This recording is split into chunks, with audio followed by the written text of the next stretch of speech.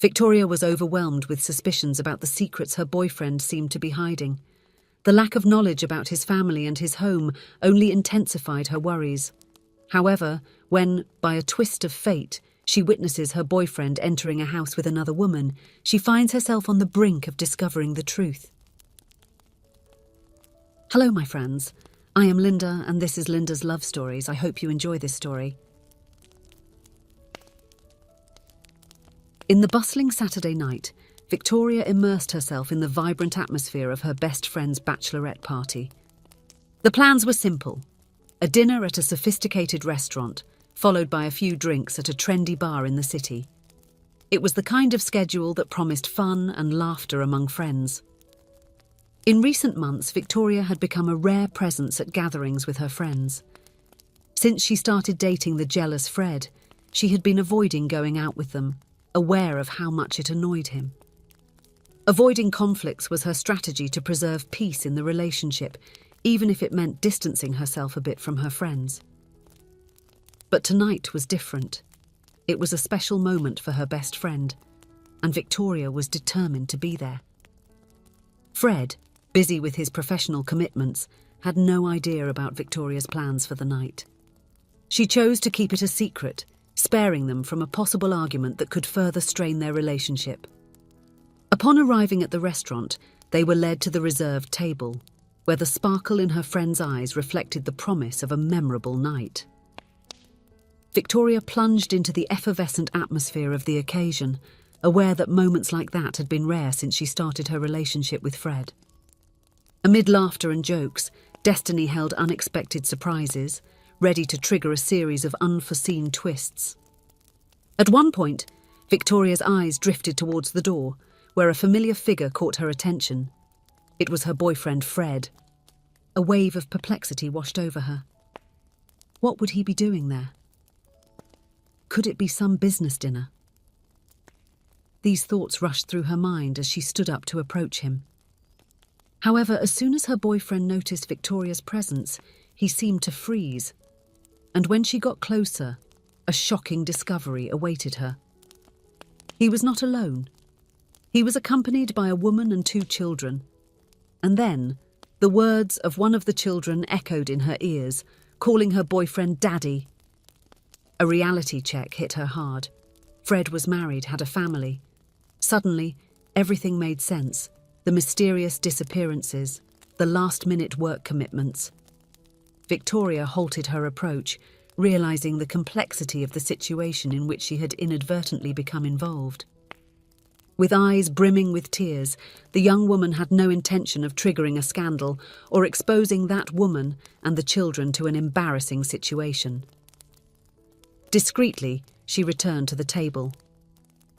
"Let's get out of here, please," she repeated to her friends, explaining what she had just discovered. Before leaving, Victoria saw Fred and his family passing by her table.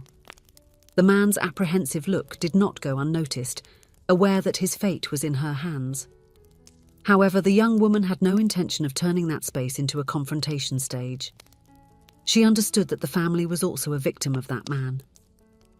In the following days, dozens of messages from Fred flooded Victoria's cell phone, accompanied by incessant calls. She chose to completely ignore them, refusing to read the messages or answer the calls. Victoria had placed her dreams in Fred, believing he was the man with whom she would build a future. Discovering his true nature as someone wicked and unfaithful was a devastating blow to her. Additionally, the weight of guilt overwhelmed her for having been involved with a married man, even unknowingly.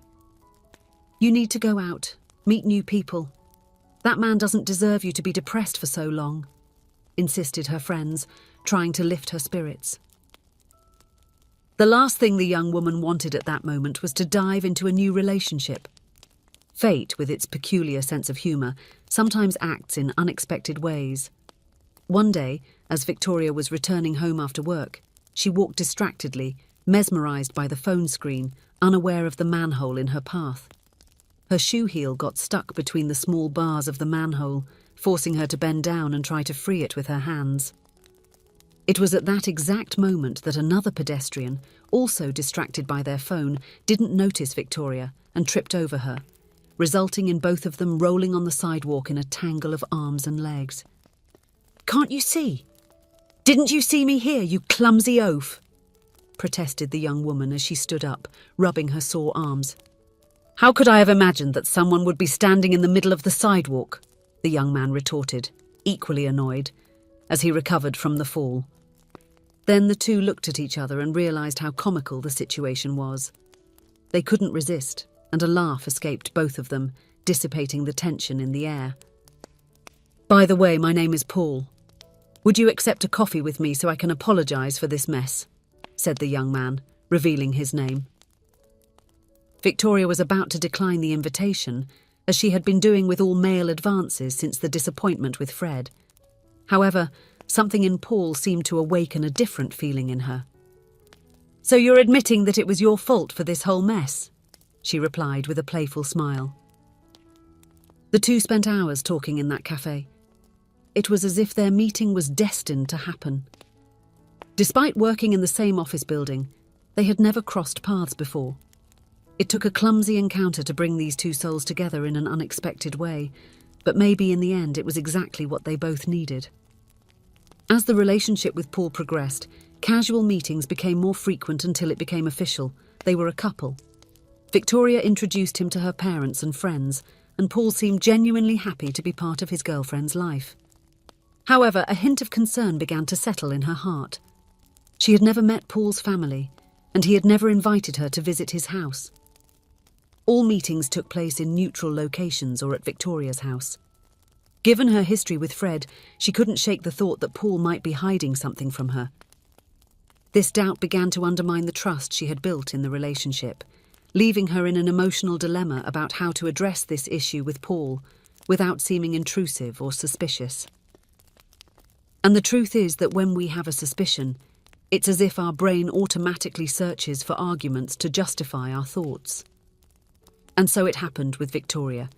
Any delay from Paul, or even if he needed to cancel an appointment they had planned, was enough reason for her thoughts to wander to her previous relationship. Every little hesitation from Paul, no matter how justifiable, seemed to fuel Victoria's worries, making her relive past disappointments. She found herself constantly analysing every word, every gesture, looking for clues that would confirm or refute her suspicions. It was in one of those precious moments that Victoria had an overwhelming certainty. Her boyfriend was hiding something really significant. They were together in a restaurant with friends when Paul's phone rang. She caught a glimpse of a woman's photo on the screen before he stood up to take the call outside the restaurant. Victoria watched him with a mix of apprehension and curiosity as he spoke on the phone, noting his evident nervousness. Finally, Paul returned to the table. "Guys, I'm sorry, but I have to go. A family emergency came up," he announced, grabbing his coat to leave. "Do you want me to go with you, Paul?"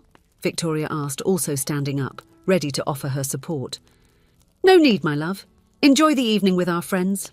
I'll call you tomorrow," he replied, giving her a kiss before quickly walking away. The gesture left Victoria with a lump in her throat, certain that something was deeply wrong. The next day, Paul didn't call, nor the next one. It was only 2 days later that Victoria received a message from him. "Hi, my love. Sorry for not calling earlier. I had to deal with a really urgent matter. I'll call you as soon as I can," read the brief message. For Victoria, there was no doubt left. Paul probably had another family, and she was not willing to be made a fool of once again. She decided to ignore his messages and calls. But, as often happens in life, coincidences would once again change Victoria's fate.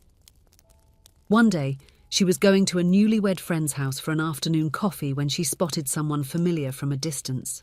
It was Paul, entering a house accompanied by a young woman. The scene brought back the episode at the restaurant, but this time there were no children involved. Moved by anger, Victoria decided to confront him. She went to the house and rang the doorbell. Paul came out, visibly confused to see her there. "So this is where you live with your family, isn't it, you traitor? Does your wife know you had a girlfriend?" Victoria shouted, unloading all her anger and frustration. At that moment, the young woman who was with Paul came out of the house. "Jessica, "This is my girlfriend, Victoria," he said, addressing the woman who had just appeared. "Ah, the famous Victoria. Paul has been talking a lot about you in the past few days," said Jessica, surprising Victoria. Victoria was confused as she had assumed Jessica was Paul's wife. "Victoria, this is Jessica, my younger sister," Paul clarified, dispelling the misunderstanding and revealing the true relationship between them. Paul invited Victoria into his house. Upon entering, Victoria encountered the sight of a frail figure sitting in a wheelchair in the living room. "Victoria, this is my mother," Paul introduced, while the woman extended her hand with difficulty to greet Victoria. It was evident that it was time for an honest conversation between Paul and Victoria. Together, they went to the garden of the house where they could be alone. "Victoria, the truth is that a few months ago, just before we started dating, my mother's health began to decline due to an illness. Since she was a widow, I had to move back in with her to help with her care. My sister and I take turns with the help of a caregiver. That day at the restaurant, I had to leave because the caregiver couldn't be present and my mother would have been left alone.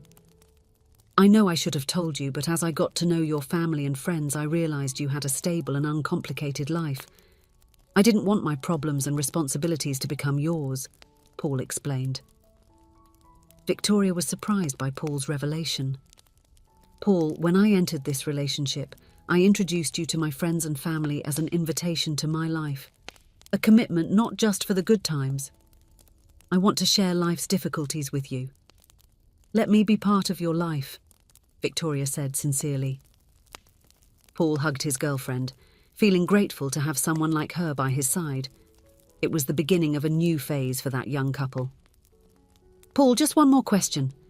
There are no hidden wives or children in this house, right?" joked Victoria, with a mischievous smile, dissipating any remaining tension. The story of Victoria and Paul reminds us of the difficulty of trusting again after a disappointment. It is understandable that past experiences leave emotional scars that can cloud our judgment and make us reluctant to open our hearts again. It is important to remember that each person and relationship is unique. Sometimes it takes courage to recognise that not everyone is the same and to be willing to give the new a chance, even if it means facing old fears.